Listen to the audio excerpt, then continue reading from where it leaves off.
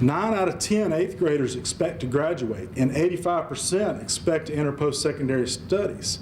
More than 9 out of 10 9th graders expect to graduate, and 84% expect to enter post-secondary studies. But yet we saw that chart earlier that out of that group of 9th graders, only about 32% end up doing that. They have the hopes, dreams, and aspirations. Somehow our drill and kill doesn't match up with their hopes, dreams, and aspirations. The most fundamental mistakes that schools make is remediation. Like what he said earlier, remediation is a blight on our democracy. I hope I got that quote right. Pretty good. I like it. I like it a whole lot. Folks, if you're behind in a race, there is no way you can catch up by slowing down. That's right. That's right. That's true.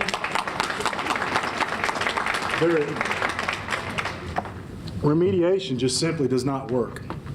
What does work is just fundamental. It's just fundamental. So if a kid's on the 6th grade level and he's in 8th grade, and you're trying to catch him up to 8th grade, you're not going to catch him up to 8th grade by teaching him 6th grade level where he is. The only way you catch him up to the 8th grade is by exposing him to 8th grade material and providing him a scaffolded set of proper support, extra time and help in order to master that 8th grade content material. It has to be scaffolded extra help, but you can't remediate your way into a high-performing school. You can't slow down. You can't deny kids access. The most important thing to improving access is to ensure access at the lower grade levels. You got to have all kids exposed to grade level standards. This is true of your exceptional ed kids. If those kids are going to be tested on your state test, it is a sin to teach those kids in self-contained classrooms, never expose them to grade level standards, and then send those poor children out to take that state assessment at the end of it. That is not right. Right. You wouldn't have your kids exposed to one thing Monday through Thursday and tested on a teacher-made test on a different thing on Friday. You'd be at that teacher's door immediately. Don't do that to children.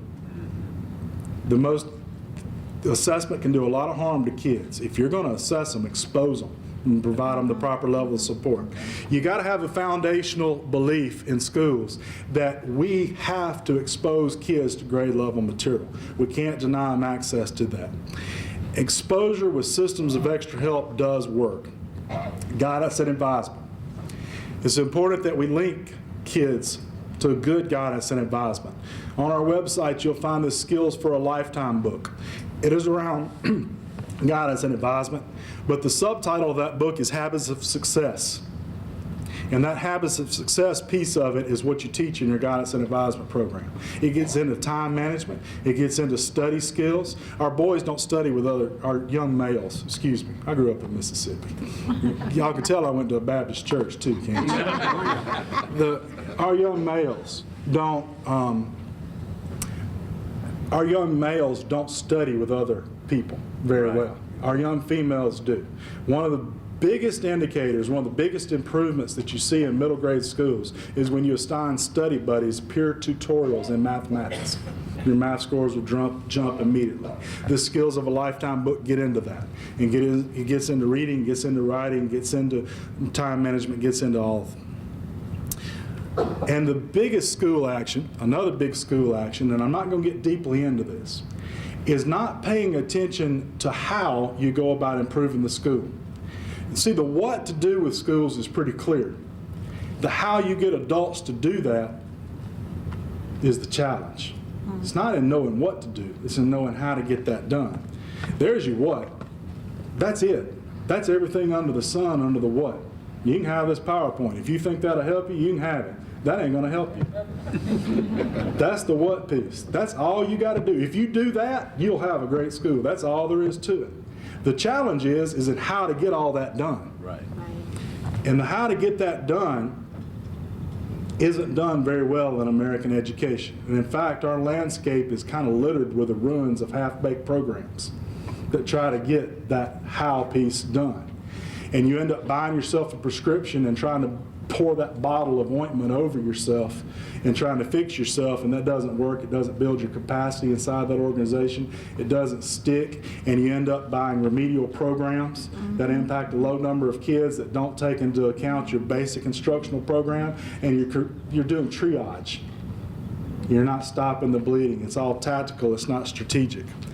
You got to work with layers of support from the state level, from the district level, from outside providers, from outside into the school, and most importantly, teacher teams within the schools. Teachers working in teams within the schools to take ownership, get the data that's there around that problem, define that problem, look at the root causes of that problem, design an implementation plan around what they're going to do with that problem, and developing process measures around whether or not they've implemented that or not. What in the world did Steve just say? I'll tell you what I just said. Your problem may be reading scores, but your challenge is to get adults to behave differently in order to get kids to read and write more. We've participated with Florida for the last 5 years in a research project that took tens of thousands of dollars to do. And you know what they found after 5 years?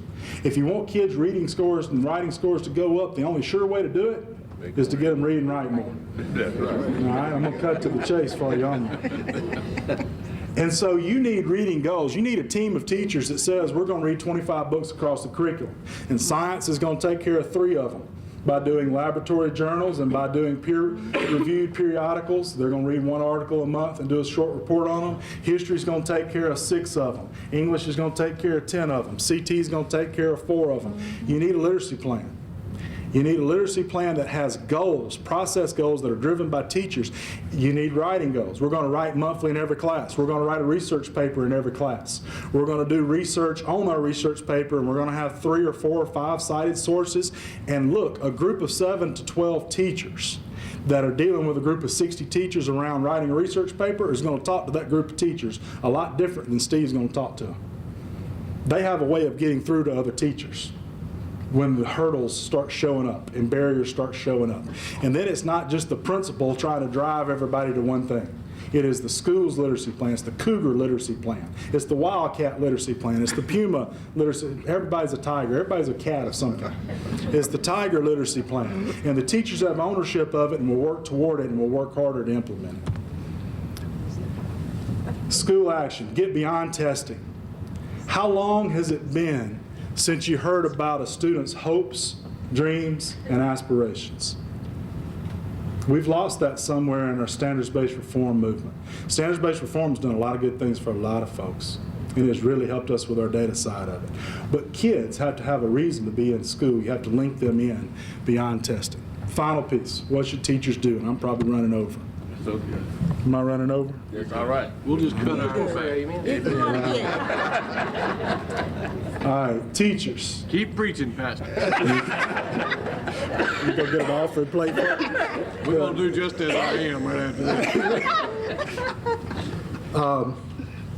this. Teachers. Teachers have to engage kids, and when you engage kids, you have to purposely look at planning lesson planning for student engagement. There's very little lesson planning that goes on. What lesson planning does go on is around what we should teach. Well, a pacing guide or a curriculum map ought to tell you what you should teach pretty quick. The instructional planning effort ought to be around how we go about teaching. Not what, how. That's right. How am I going to teach atomic structure? How am I going to teach subatomic structure? How am I going to teach molecular bonding? How am I going to teach? Not what. The how piece that's there. Engaging kids around the how piece. Real world learning opportunities. You got to engage kids in ways that make the learning that you're about relevant to them. You got to make greater use of technology, hands-on learning, career exploratory opportunities. You have to know something about your kids' hopes, dreams, and aspirations as a teacher. You need an interest inventory card that you give them. And you need to link different components of your instruction to careers in which they aspire. More students, by the way, having a career focus even works in colleges. The number of kids that enter as a freshman and complete with a degree goes up about double if they're in college with the purpose of a career over just being in college for the purpose of a college. You need a purpose. It talks to persistence. Purpose makes a difference in persistence. More hands-on learning in academic classes, more project-based learning, less of it and more integration. Less of it around, we do English from 9 to 10, math from 10 to 11, and science from 11 to 12. When Gene Bonham's my boss says you develop a plan to help Arkansas, he wants me to do the research part of it. He wants me to do the writing part of it. He wants me to do the math and budgeting part of it. He wants me to do the marketing part of it. He doesn't want me just to do it in little silos in 30 minutes. He wants me to look at it as a comprehensive project. That's the way the real world works. That's the way our classes ought to work. Learning how to learn is very important. When the state of Arkansas rolls out its Common Core curriculum, you will see embedded throughout that curriculum in your disciplines reading and writing standards. The reading and writing standards don't stand all alone by themselves. They're embedded within your history courses, your English courses, your math courses, and your science courses. All students, all teachers have to teach students how to be good students around reading and writing. And deeper writing prompts that they ask kids around. Not questions like, does anybody have a question around the first 10 amendments? Questions more like, as an African American female or male, or as a student of this middle school, which one of these first 10 amendments is the most important to you and why? That's right. That's a much better writing prompt. Teacher action. And you stole my thunder earlier. You didn't steal it. I'm glad you was on it. I wanted to say amen what you're doing. The most important thing, this is the final point that I tell you, but it's the biggest difference you'll ever make as a teacher. You got to decide what you're about as a teacher. And I love the quote around what you make as a teacher. The most important action you can take as a teacher is a relentless academic press for all students. You got to ask yourself, what is the purpose of a grade? And if you can't clearly articulate that the purpose of a grade is to measure a kid's mastery against some standard level of learning, then why are you grading something? And that means if your job is to teach them, not to assess them, you are a teacher, not an assessor. If you're a teacher, not an assessor, then more and more assessments become formative.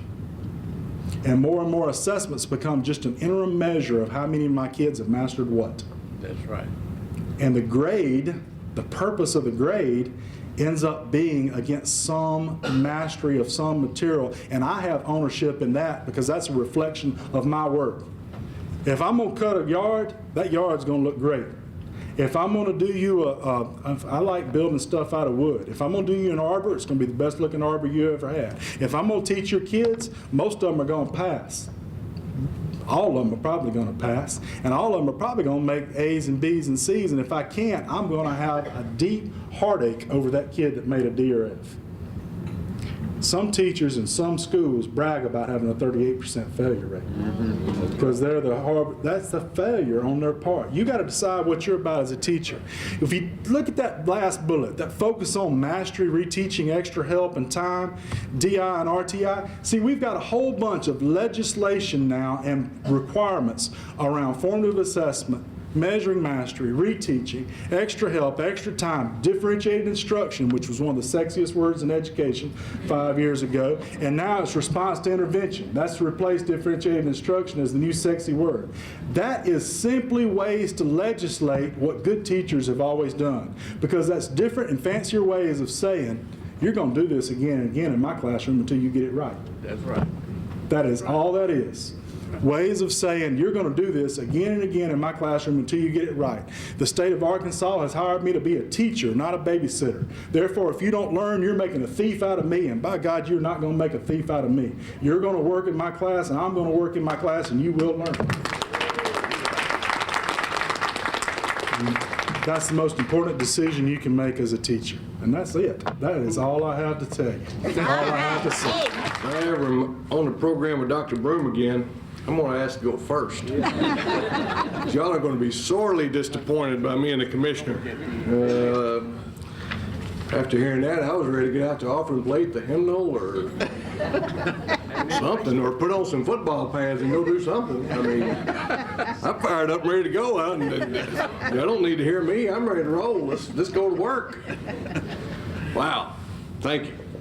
I think we all needed that. Refresher, reminder, and pick-me-up about the importance of what we all do each and every day. And so I am honored to be here to be a part of this conference. Chancellor Davis, thank you for being here, for your kind words. It has been a privilege to work with Chancellor Davis over the last number of years, and I'm surprised we didn't get the video that I got to watch in his office the other day. He is very proud, and rightfully so, of the progress that has been made on the UAPB campus, and I was in the office the other day and got to watch the video. That might be his speech tomorrow. He might show you that video, but I want to thank him for his leadership of such a wonderful institution, and congratulations to them as well. A couple of weeks ago, our board approved their first PhD program in aquaculture. Dr. Benjamin, everyone who was involved in that. So we're excited about that from a state perspective. It's working with industry, reflecting the needs of our state and our industry that is going to provide great paying jobs for our future. And so we're excited to see everything that has occurred here on the campus and look forward to many more successful days for the students that you serve. I also want to recognize Monisa West from our staff at the Department of Higher Education, who was mentioned we're one of the sponsors here today. We're honored to do that. Also want to recognize my former colleague. One thing I always do anywhere I go, the people that I had the pleasure and honor of serving with in the General Assembly, Dr. Calvin Johnson, former Representative Johnson. We went through some battles together. I was thinking about when Dr. Benjamin was talking about P through 13, he was chairman of House Education when we went through all of the matters with Lakeview, and I was the first sponsor of the $40 million that we put into the ABC program on our way to reach our goal of $100 million. And so I said from the well that day, and I still firmly believe that, and all the reforms, Commissioner, we did during Lakeview in that session, Calvin, in 03 and 04 and ever since then, I still firmly believe the best money we ever spent, the best action that we took in that session was our commitment to pre-K. That in the long run, looking back on it, it wasn't something we're going to see immediately. And that is part of, I guess, the frustration sometimes we all have in education is we're a instant society. We go to fast food restaurants. We rent movies online, or we get on the internet, and we always, everything's always constantly at our fingertips, and so sometimes when something takes a little bit longer to see results from, we tend to get frustrated. And I faced that as a policymaker. When we would pass a bill, I would think, you know, this is it. This is the magic bullet right here, going to solve all the problems, and 10 years later, I'm still waiting for the results. It can be very frustrating and disheartening to policymakers, teachers, educators of all kinds. And so one thing I've had to learn is patience, to understand that you're not going to change it overnight, but if you're not working for change, it's not going to change at all. And so I am honored to be a part of this group, and Dr. Broom, thank you for your words and for your work. I have been a part of SREB for many years. Every time I hear the words SREB, I think of my friend Jody Mahoney, the late Jody Mahoney, who loved that organization more than life itself. And Dr. Davis served on the board as well. And it's a great organization that we've had the privilege to be a part of since its inception. They do great work in working with us and providing information to us. And I just commend you for taking time for being here. And we're going to get you a phone number, and you're going to be back a lot more than you want to be. All right. He mentioned at the first, and I'm just going to talk a few minutes and turn it over to the commissioner. He talked about at first how the world has changed, and it made me think, I don't know if you saw the article this morning, he was also talking about males and females. If you saw the article in today's Democrat Gazette, for the first time, I believe in history, according to U.S. Census, there are more females with degrees than males. This is the first time after this census that that has occurred. So interesting, but it has changed in so many ways. And one statistic that I always point out, for the first time in our history of America, we no longer hold the majority of patents. When you think about every product in your life, everything that has come along in your lifetime, whether it be a television or a radio or a cell phone, Look at all the variations and new inventions that have made and changed our society over the last number of years. For most of history, those were invented by someone in this country. Those products that have changed and innovated the way in which we work, live, and play were done by someone born and raised right here in America. That is no longer the case. The world is flat. When I went to high school, I was competing with kids from Pine Bluff and Benton and Little Rock and Conway when I got out of school. That is no longer the case. Our students are now competing with students from China, India, Japan, Germany, all the European countries. When they get out, that's who their competition is. Because they have, for a number of years, placed their #1 priority on education and have succeeded. I think the commissioner's been to Finland not too long ago, spent all day in the dark. Sun didn't even come up while he was there. And they still are doing better in education than most places on the planet. It's because of their commitment to education. Absolutely. I come at this role as a former policymaker and as a former economic developer, working and talking with companies and industries that we wanted to expand here in Arkansas or bring to Arkansas. I was meeting with a company recently, and a lot of people think that when an industry is going to locate here, it's how much money you're going to give them. What's the incentives that we're going to do to lure them here? And I can tell you, sitting across the table from that company, we gave them the package. We said, here's what the state can offer. Here's what the county can offer. And the company, I'm sitting here thinking, okay, you know, we made a really good pitch here. We got a really good plan. The company said, that's well and good. Thank you. Appreciate that. That's all he said. His biggest concern was, I'm going to have to hire 150 people. Can you train them? And can I hire them? Do they have the education and expertise for me to hire them? That was his #1 concern.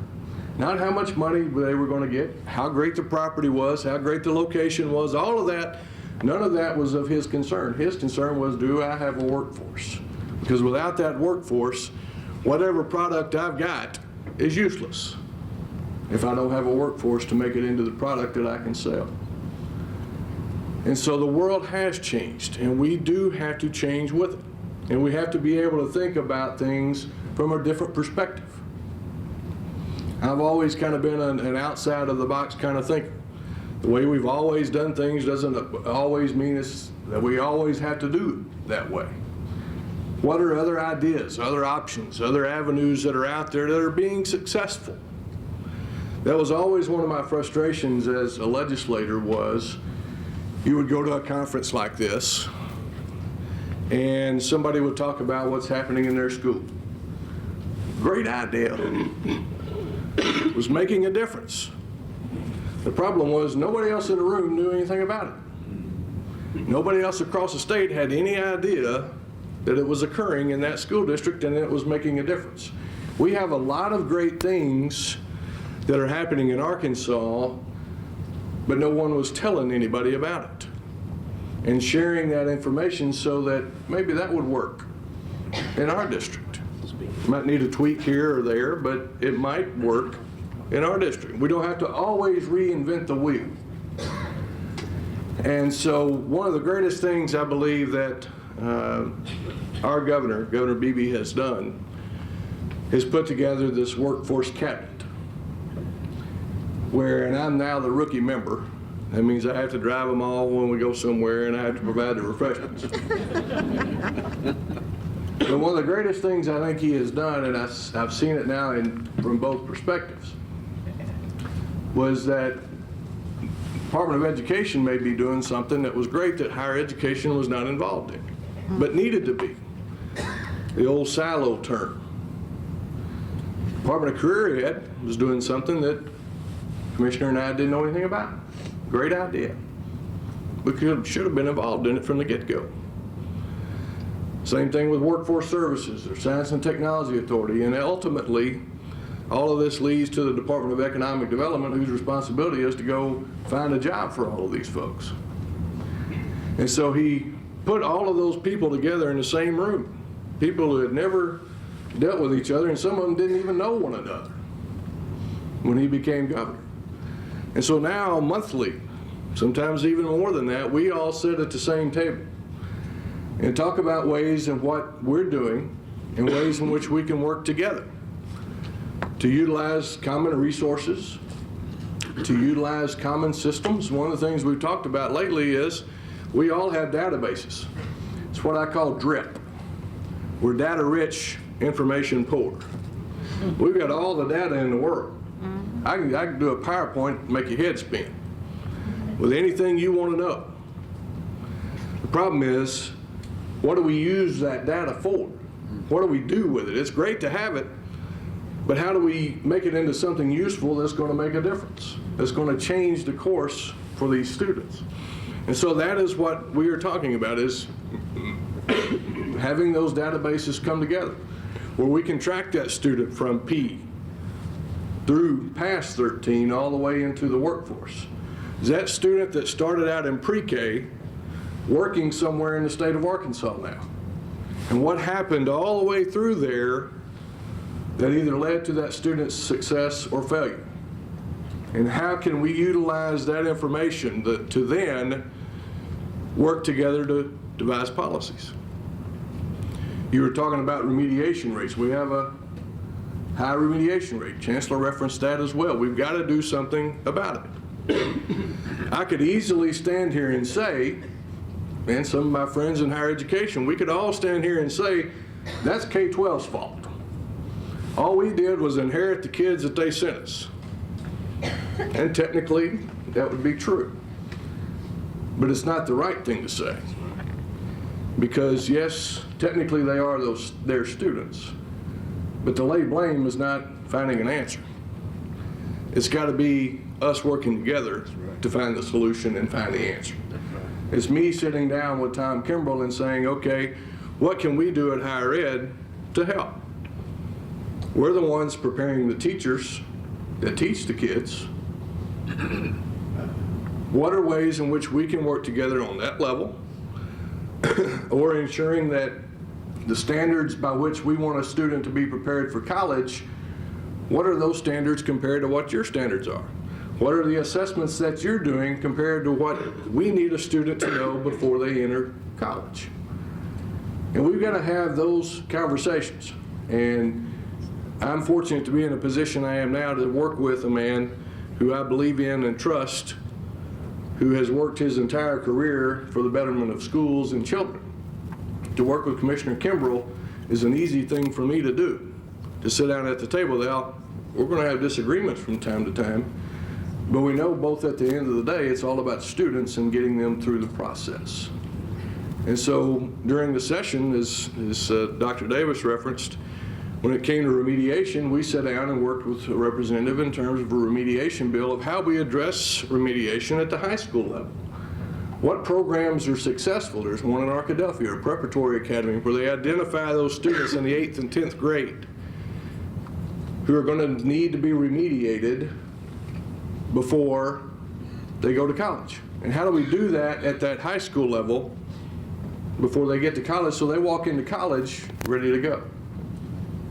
And so it's going to be a lot of work on all of our parts. There are a number of initiatives that are currently out there that are having great success. We have to make sure that we are letting people know that we are looking for other options, that we don't always think we have the best solution. I don't have all the answers to everything that he presented.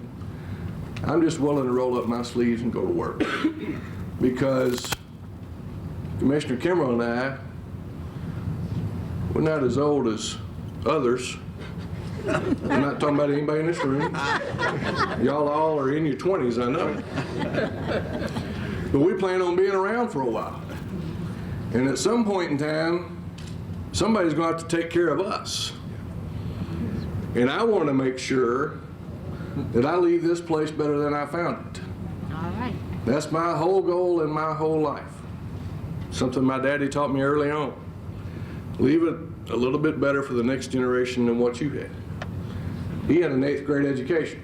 He left He joined the United States Navy in World War II, but 30 years later he went back and got his GED as an example to his children of how important an education was. We've got a lot of work to do. One of our board members works with the Department of Corrections School, and he and I were visiting the other day, and I asked him how things were going. He said, we're going to have the biggest graduation class we've ever had at the Department of Corrections. I said, I don't know that that's such a great thing, Doctor. I'm glad they're getting it. But what did we do to fail that student that got them into the Department of Corrections in the first place? That's right. The students that I worry about that always keep me awake at night are not those students that we know are going to make it through the process. It's those students, what happened to that group that didn't graduate high school? What happened to that group that didn't finish college? We've got over half of our state over the age of 18 who have some college but no degree. What are they doing?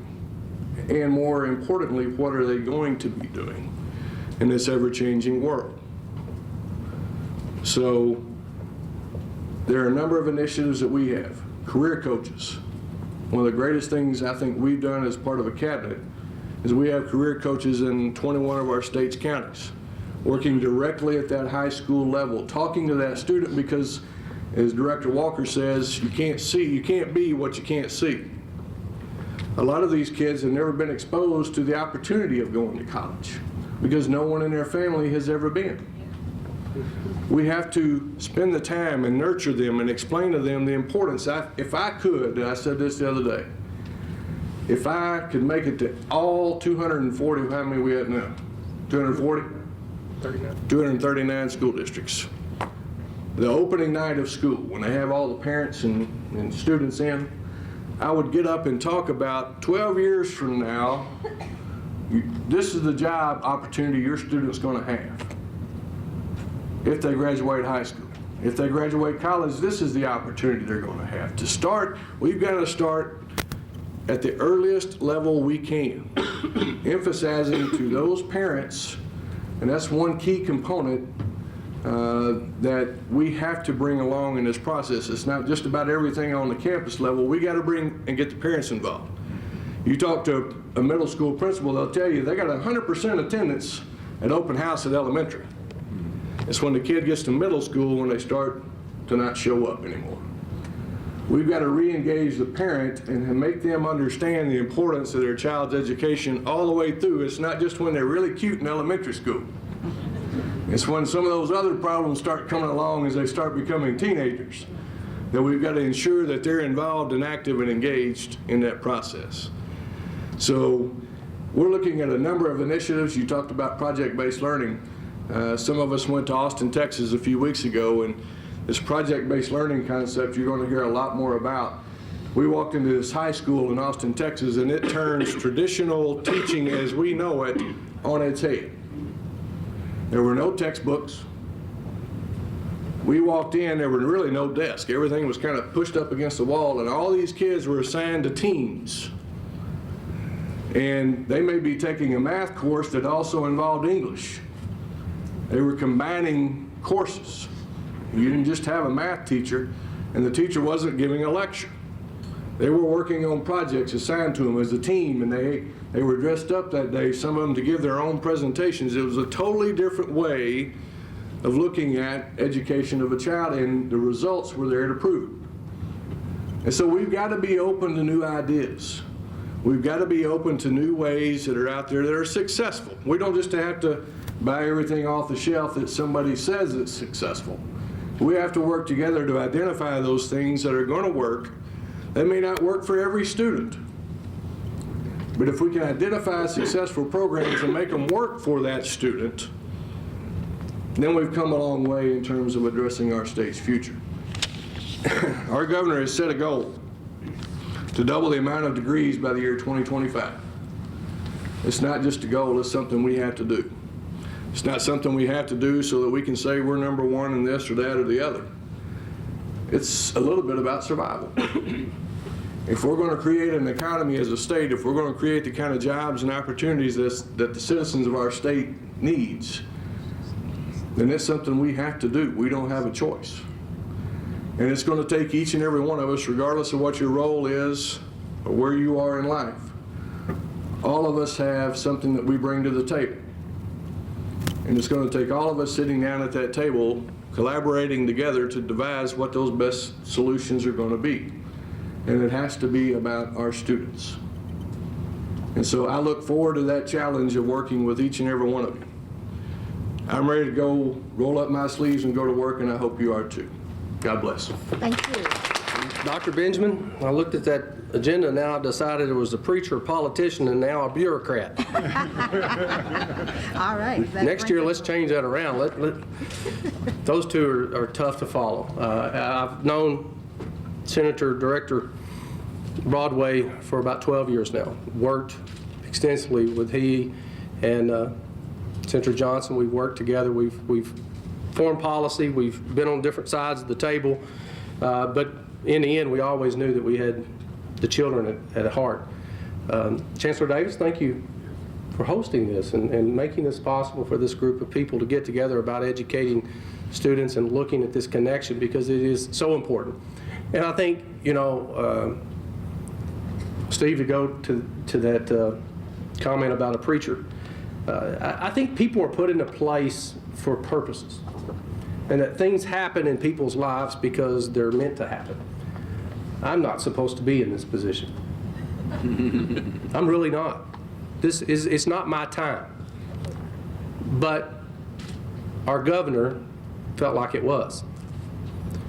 And after 3 meetings with the governor, I finally relented and said, okay, I'll do this.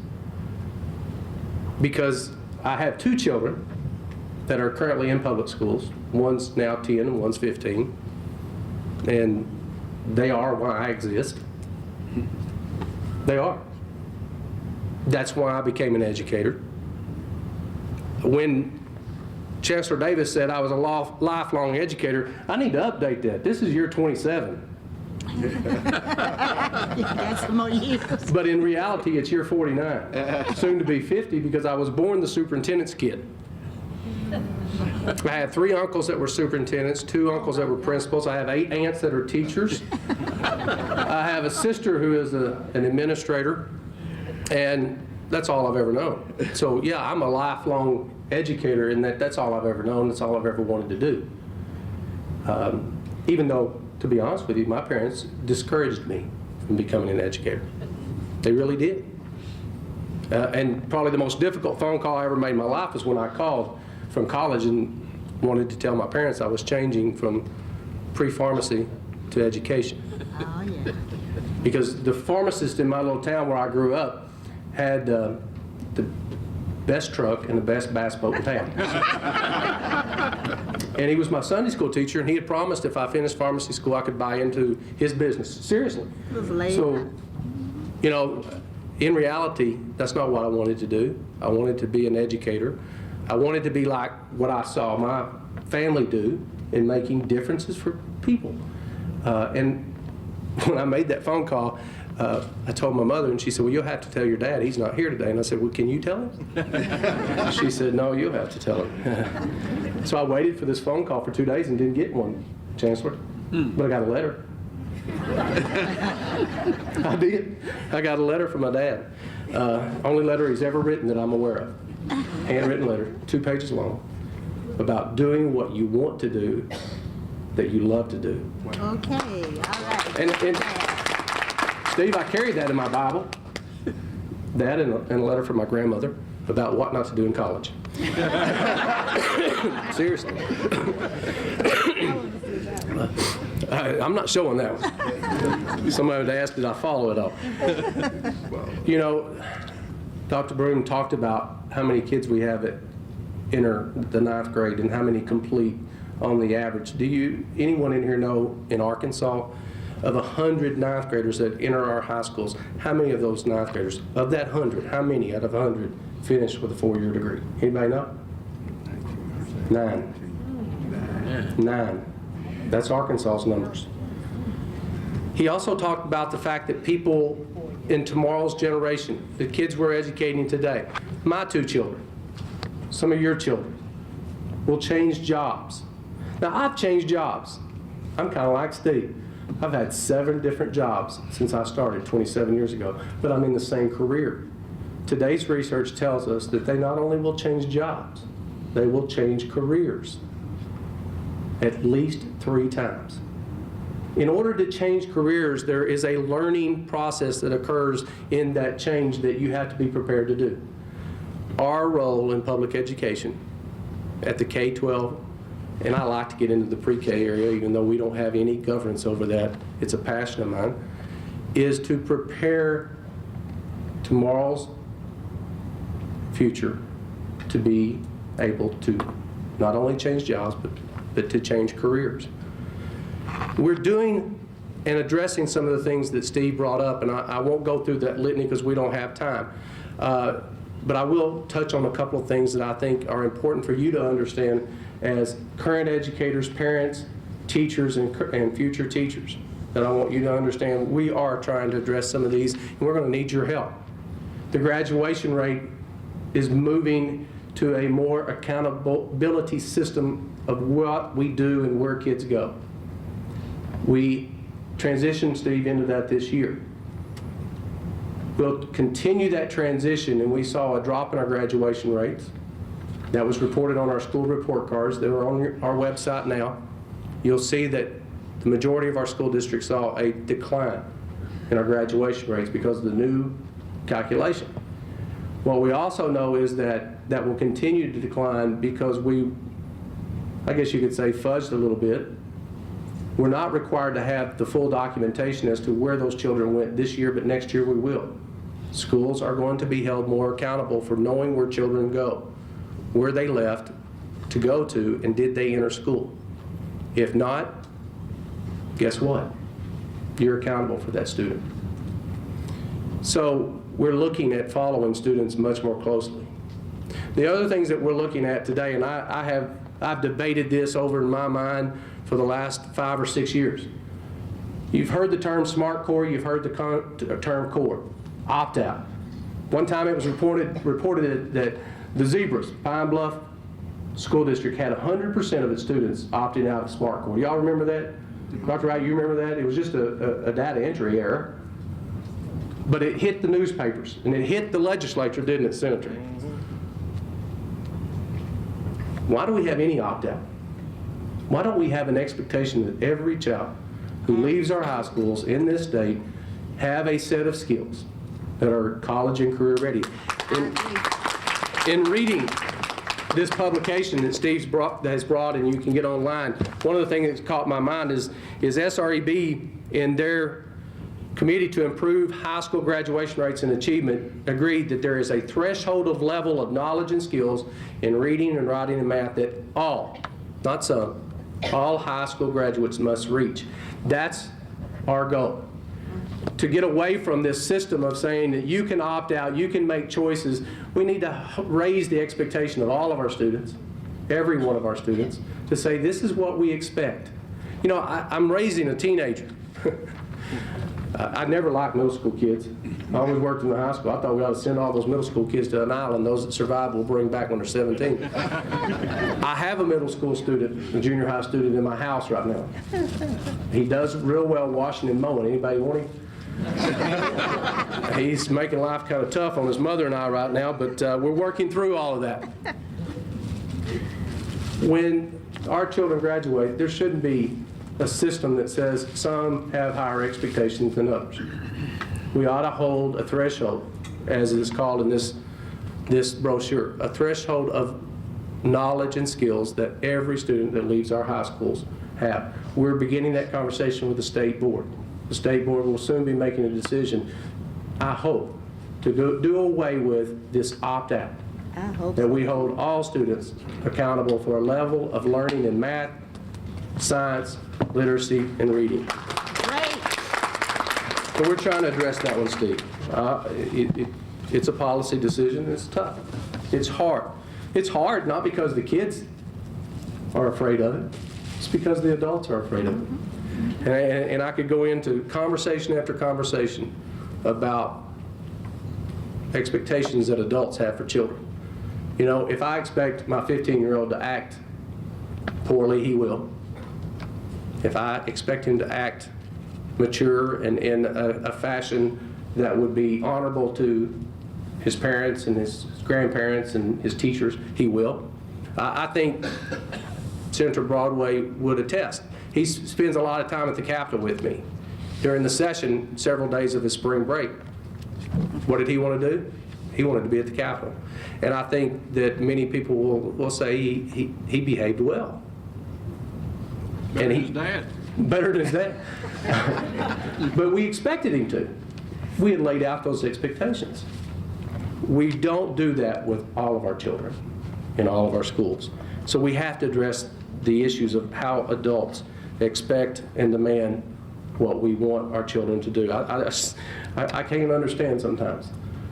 You know, I mean, they are children, and they need guidance. And to be real honest with you, most of them want it. Yeah. They want it. They look for it, they crave it, they desire it.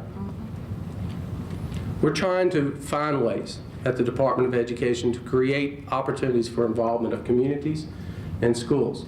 Just yesterday, we had a big announcement and a big ribbon cutting for a joint use agreement grant that was given to 9 elementary schools in the Springdale School District, where they built healthy opportunities for families to enjoy after school and on weekends facilities that the school had that weren't being used after school, not used on weekends, where parents, grandparents, and students can come and work on healthy activities.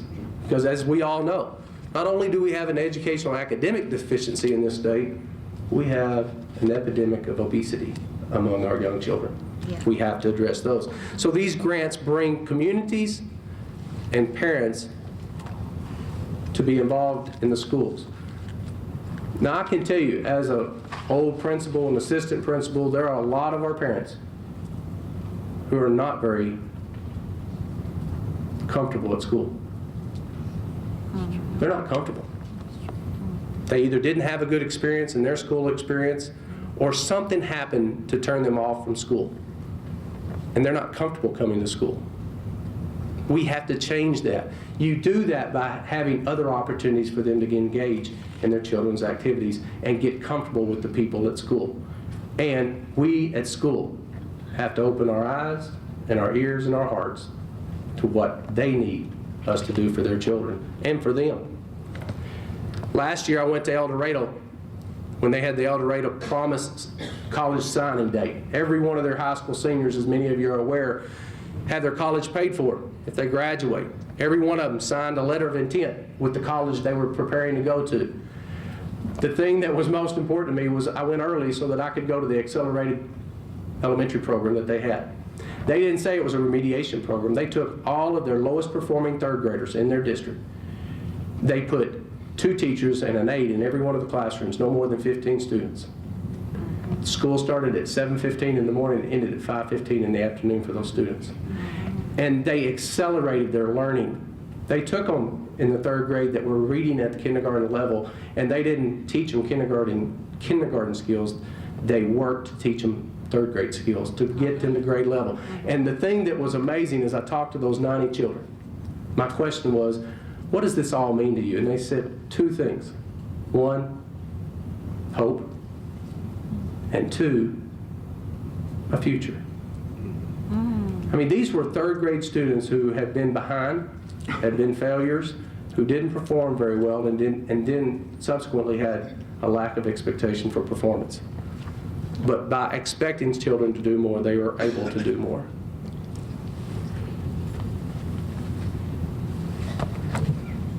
The Department of Education, this entity that I now have the privilege of being a part of, historically has been driven by many external factors into becoming a compliance agency.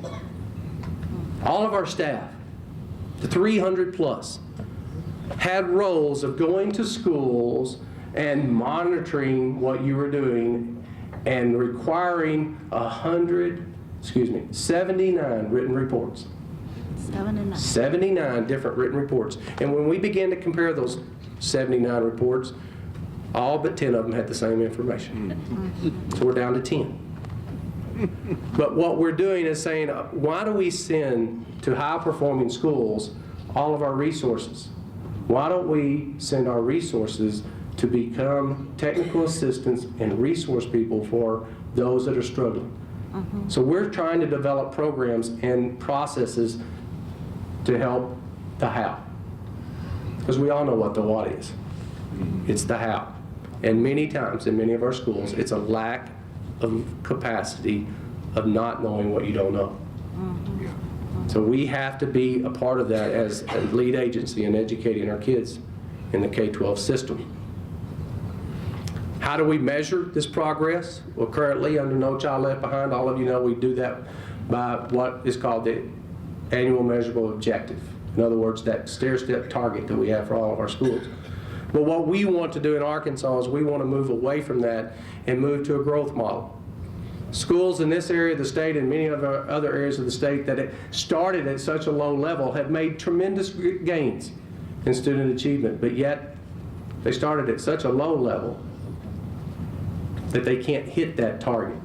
They're making tremendous gains in student achievement, but yet they continue to get labeled a failure because they didn't meet the target.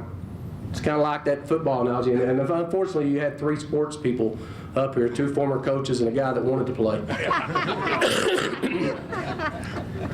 When you kick off and the ball's fumbled and you pounce on it and you start on your 1-yard line, you have 99 yards to go. But if you've got someone in the back catches the ball and the return is to the 50, you only got 50 yards to go. Well, when you assess a student in the 3rd grade and they're at the 7th percentile as a group in this school, and then you look across at the other part of the state and that school on the first assessment is at 80%, they go to 82 the next year, you go from 7 to 37, who made the greatest gains?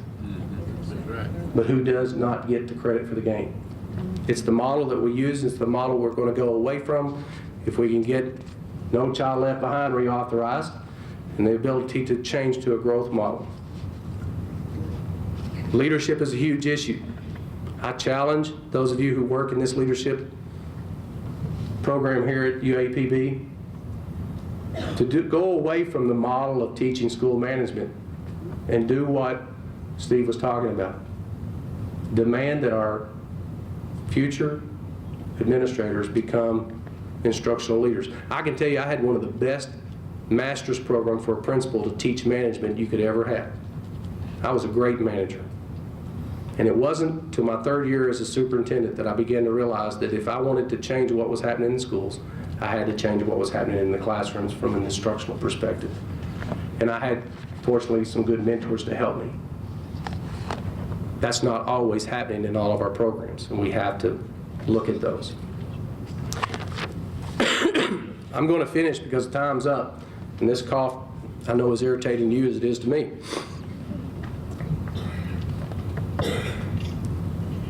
Senator Broadway talked about this real-world application of learning.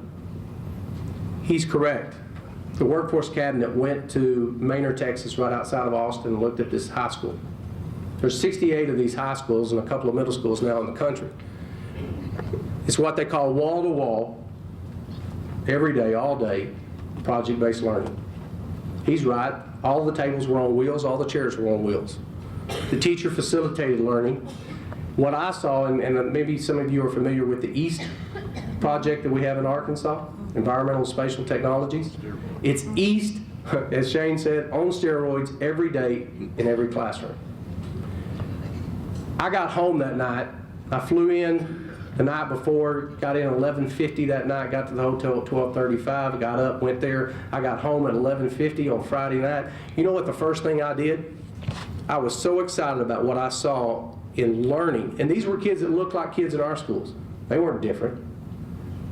Can anybody guess what I did at 11:50 that night when I got home? Anybody want to guess? I woke up my 15-year-old. And I shared with him what I saw. You know what he said? Why can't I go to one of those high schools? Okay. How do you answer that? It's tough. But Dad, you're the commissioner. You want to talk about accountability. But I have a tremendous passion and concern for teachers. It's the hardest work there is. You know, have I got any kindergarten teachers in here?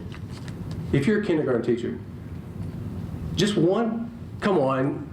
Only one kindergarten teacher in here? Darn. That's probably why nobody's thrown anything at me after the kindergarten assessment we had this year. Kindergarten teachers, I think, really are a shining light in what they have to approach every day with a learning continuum of students who can't read, don't know their letters, don't know their colors, to some child in that group of 20 that reads at the 4th or 5th grade level. And they have to teach every one of those children. So I have this tremendous respect for what happens in the classroom for teachers. And we have to understand that teachers are, as Steve said, the most important thing for that individual child. And the leadership in the building has to focus on that group of children in that building. And then the leadership in the district, Arthur Tucker, has to focus on what's best for all of those entities and focus around those children. And you want to talk about accountability. Those teachers, how many teachers are currently teaching in classrooms in here today? Raise your hand if you're currently a teacher. In a K-12 system, how would you like to have Commissioner of Education's kid in your classroom? It's not fun because I ask a lot of questions and I visit. And to your point, Steve, I have a son who's in an AP course. First day of class, he was told and brought back a handout. There were 22 kids in that class. The teacher said only 3 of you will get A's. Only 8 of you will get B's. You know where I went the next day. And I asked the question. If it's about mastery of learning, why do any children have to fail? So you have tough jobs. Those of you who are thinking and are going to be future teachers, I say thank you. Because hopefully either you or someone encouraged you to become a teacher. Because I can tell you, 27 years, almost 28 now, I wouldn't change anything I've ever done. And again, we've got an opportunity, I think, with someone that I trust a great deal on the cabinet, in that connection between pre-K and 13, that we can communicate, that we trust one another enough that we won't have hurt feelings, we won't have turf wars, we can work together. And on top of that, I have to say this, we have a governor who not only expects us to do this work, he demands it. And he does it in such a way you don't want to fail him. So thank you for what you're doing, for taking time to be a part of this process, and for learning. And as Dr. Wright and I were talking about, when I look around this room, look who's now dominating the educational field. It's not the men. Our up and rising school leaders are many times, and most times, the women in this field. So I congratulate you and encourage you to continue your work. And Dr. Benjamin, thank you for the opportunity to be here today. Thank you so much. This has been a great plenary session. It's all we had hoped for in the planning process. The information is so current and so realistic. We can do it. All we have to do is make that commitment. Dr. Davis, we have some presentations for you to make first to Dr. Broom. Oh, okay. Dr. Broom, please come. Thank you. University of Arkansas at Pine Bluff, 18th Annual Mary E. Benjamin Conference on Education Access. Education Access, making the P through 13 connection, presented to Dr. Steve Broom, Atlanta, Georgia, 2011. Thank you very much. I appreciate it. Thank you. Thank you. Okay. Mr. Broadway, please stand right there. Okay. Okay. I'm good at following instructions. Okay. Same wording. Presented to Mr. Shane Broadway, Little Rock, Arkansas, 2011. Thank you so much. Thank you. Appreciate you. Dr. Kimber. Dr. Kimber, same wording. Presented to Dr. Tom Kimbrell, Little Rock, Arkansas, 2011. Thank you so much. Thank you, sir. We always want to say thank you to our presenters because we know they have busy schedules, and it makes us so happy when we call their office, make the invitation, and we get the word back, it's on his calendar. Thank you, and let's end with a round of applause for a great plenary session.